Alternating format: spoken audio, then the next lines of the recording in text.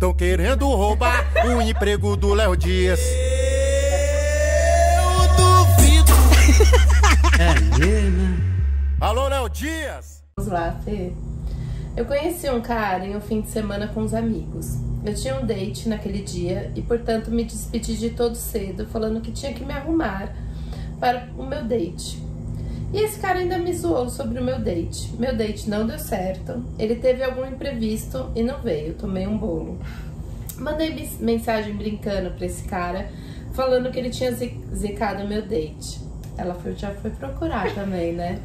Enfim, vamos garantir, né?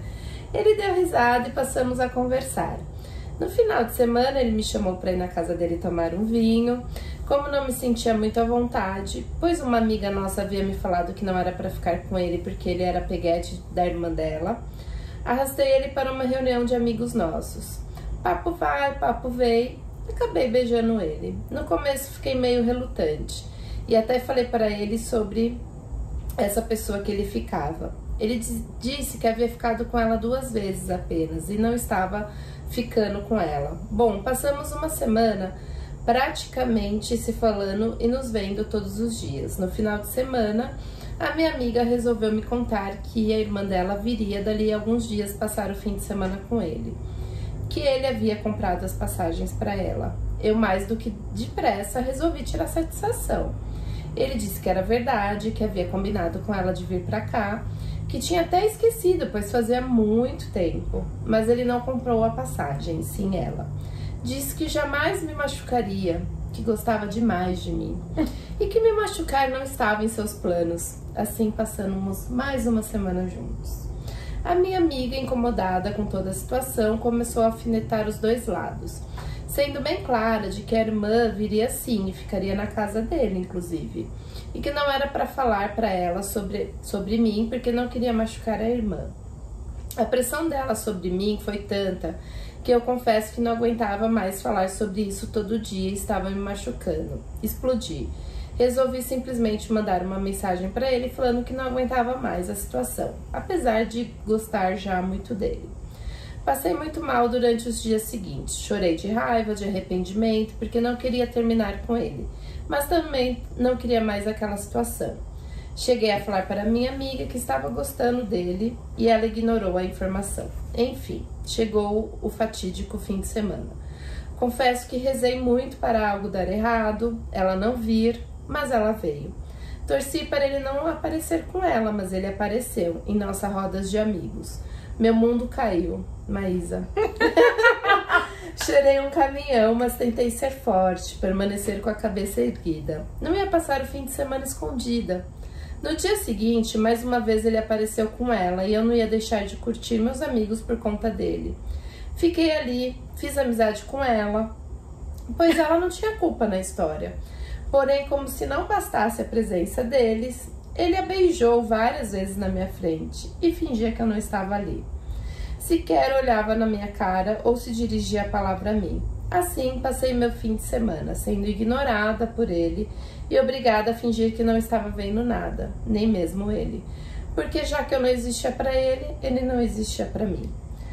Para mim, apesar de ser doloroso passar por tudo isso, porque afinal eu gosto dele e não queria me machucar, foi um aprendizado. Me mostrou quem ele realmente era e o quanto ele era covarde, inseguro e canalha. Gente, mas espera. Fofoca pela metade mata fofoqueira. E depois desse final de semana, gente, amiga, traga atualizações, porque a gente sabe que essa história ela mandou pra gente há bastante tempo. Sim. E a gente ficou bastante tempo sem gravar. Então manda atualizações pra gente, por favor. A gente quer saber o final da história, como está atualmente. Enfim. Bom, eu queria dizer uma coisa antes. O cara não era ficante da irmã da amiga? Então assim, por que ela foi se meter com um cara que tava ficando com a irmã da amiga e que claramente não tinha...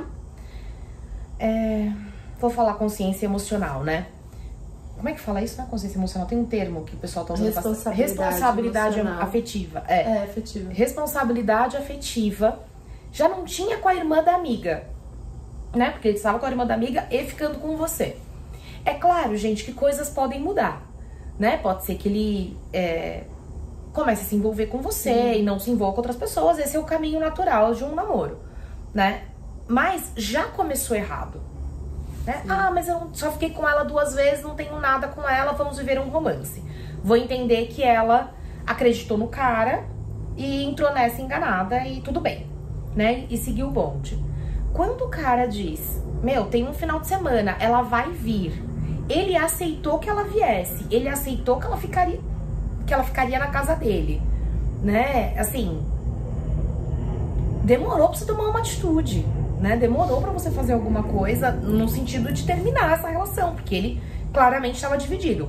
Sempre eu preciso terminar? Não, não sempre. Mas no caso dela, que queria uma relação única, né? Uma relação só ele e ela, entrou um terceiro elemento aí. Sim.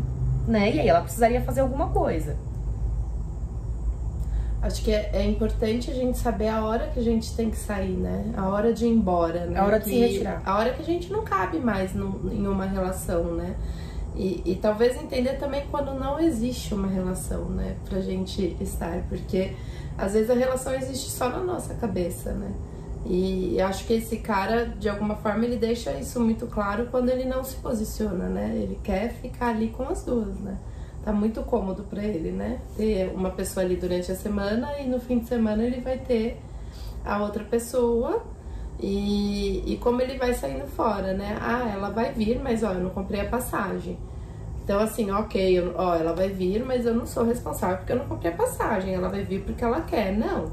Se ela vai vir e vai ficar na casa dele, não importa quem comprou a passagem, né? O convite para estar na casa dele existe. Então ele não se posiciona, então ele, né, mantém ali a relação com as duas.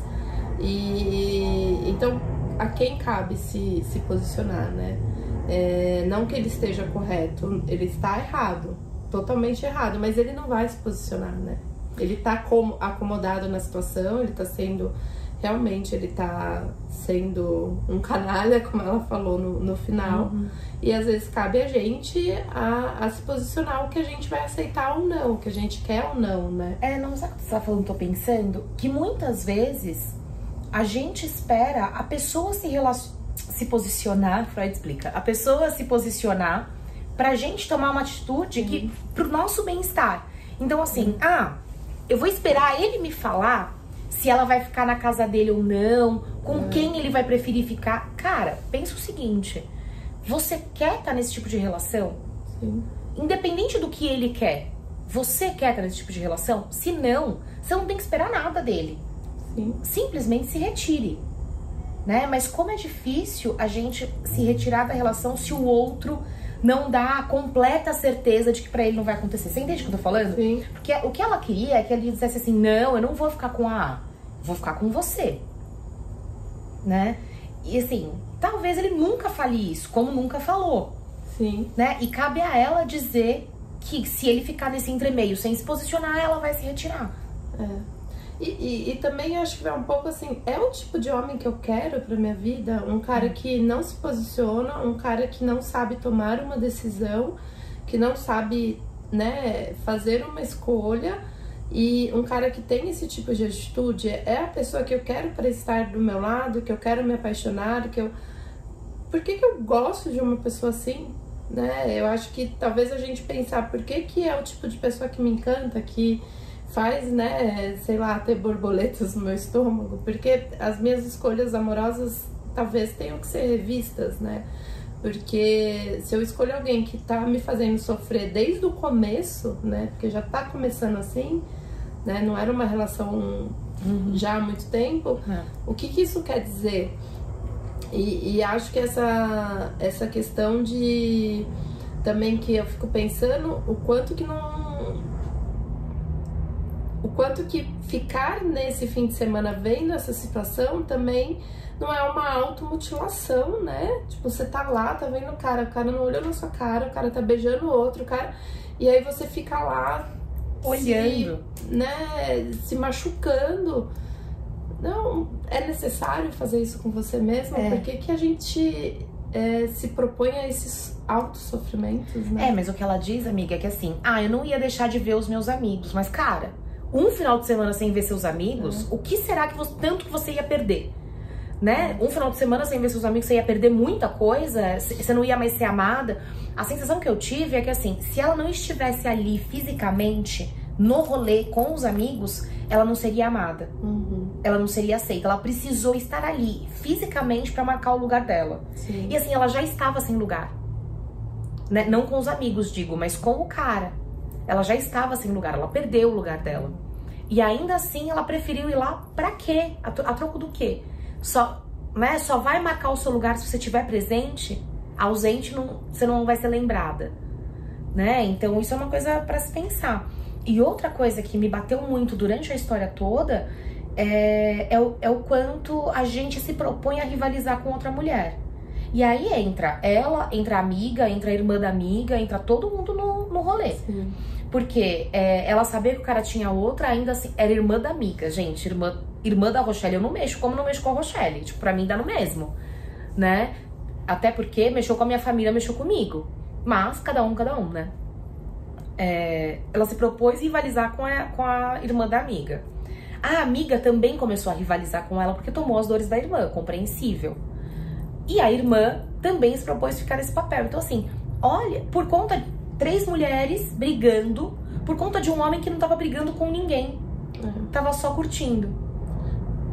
E um cara escroto, né? Um cara escroto que ficou lá curtindo as duas e achou lindo. Se posicionou. Amiga, ele deve ter achado lindo. Maravilhoso. Amiga, conta pra gente como acabou, porque eu tô achando que ele achou lindo.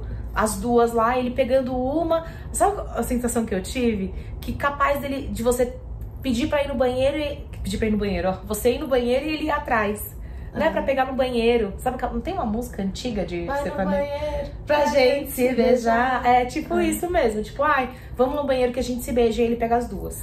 Porque é isso, é o que os homens acabam achando que esse movimento é normal, né? Que as mulheres sempre vão estar brigando por eles, disputando eles, a atenção. E de certa forma, a gente precisa se movimentar para não cair nesse lugar, né? Eles não são esse último pedaço de bolo que eles acham que eles são, gente. Eu acho que a gente precisa estar se movimentando para não ficar sempre caindo nesses lugares. Porque é isso que acontece. Eles não se posicionam, eles acham que é normal fazer isso. Ah, ok, vou ficar com você aqui, vou manter essa outra ali, você tá sabendo da situação, não me posiciono, não decido com quem eu quero ficar e tá tudo bem.